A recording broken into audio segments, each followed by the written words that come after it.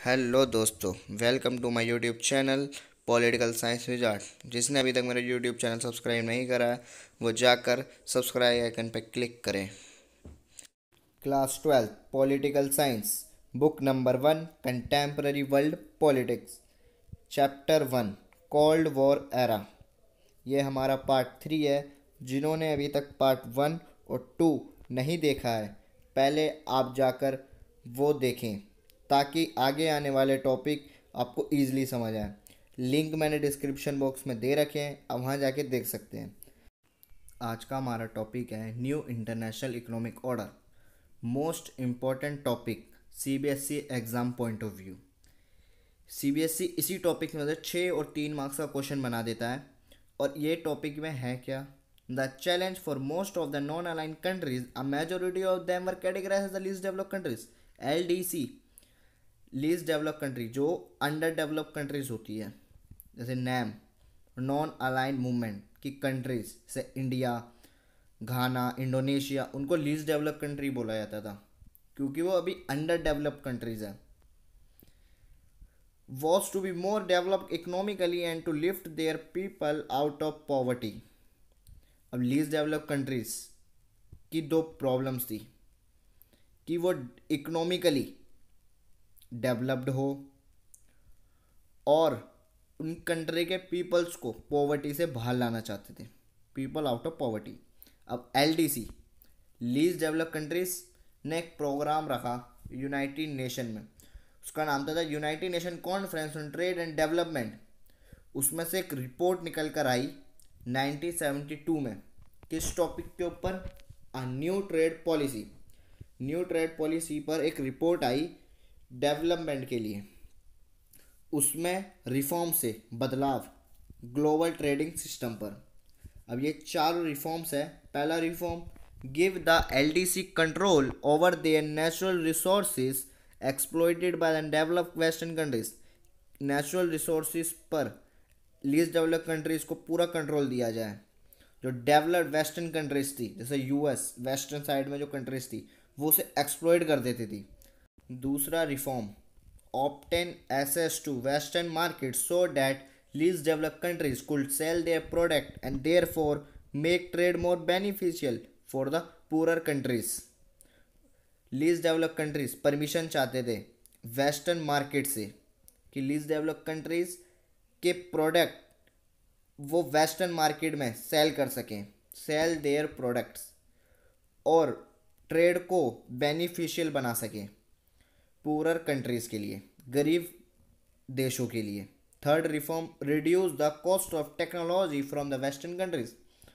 वो cost of technology कम करवाना चाहते थे, टेक्नोलॉजी की कॉस्ट को कम करवाना चाहते थे वेस्टर्न कंट्रीज से, जैसे यूएस जो वेस्टर्न कंट्रीज है। Fourth reform, provide the least developed countries with great role in international economic institution. Least developed countries को ग्रेट रोल दिया जाए इंटरनेशनल इकोनॉमिक इंस्टीट्यूशंस पे।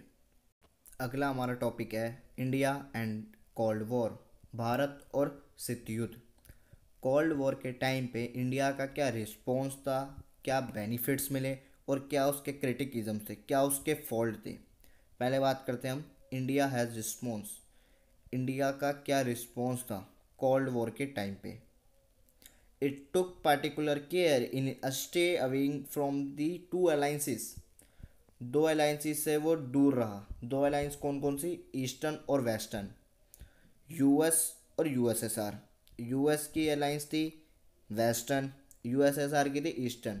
ना उसने ईस्टर्न को करा, ना वेस्टर्न अलायंस को फॉलो करा, ना उसने यूएस को फॉलो करा, ना यूएसएसआर को, बल्कि वो उस टाइम पे जो न्यूली इंडिपेंडेंट कंट्रीज के खिलाफ आवाज़ उठाती थी। It raise its voice against the newly decolonised country become the part of this alliance, कि आप इन दोनों अलायंसेस का पार्ट्स ना बने।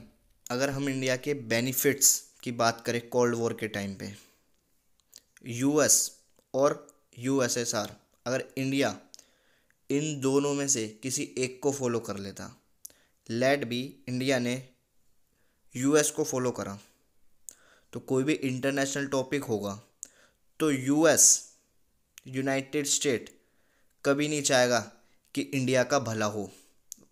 वो हर वक्त अपना इंटरेस्ट देखेगा ना ही वो इंडिया का देखेगा। हर बार वो अपनी डेवलपमेंट चाहेगा, ना ही वो इंडिया की चाहेगा। इसलिए इंडिया ने अपने बेनिफिट्स, प्रॉफिट के लिए ना उसने यूएस को करा ना यूएसएसआर को करा। First, non alignment allowed India to take international decisions and stances that served its interests rather than the interests of the superpowers and their allies. Non align ने उसको इंटरनेशनल डिसीजन लेने के लिए अलाउड करा और उसके इंटरेस्ट को बढ़ाया, बल्कि सुपर पावर्स के इंटरेस्ट को। Second, India was often able to balance one super power against the other.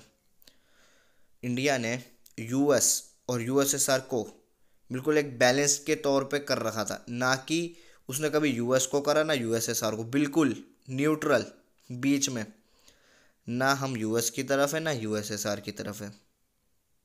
India के क्रिटिकिज्म की बात करें, India has non alignment was said to be unprincipled in the name of pursuing its national interest. India is to be said often refused to take a firm stand on crucial international issues. Non aligned movement को अनप्रिंसिपल बोला गया। अनप्रिंसिपल कि वो अपने moral को follow नहीं कर पाए इंडिया।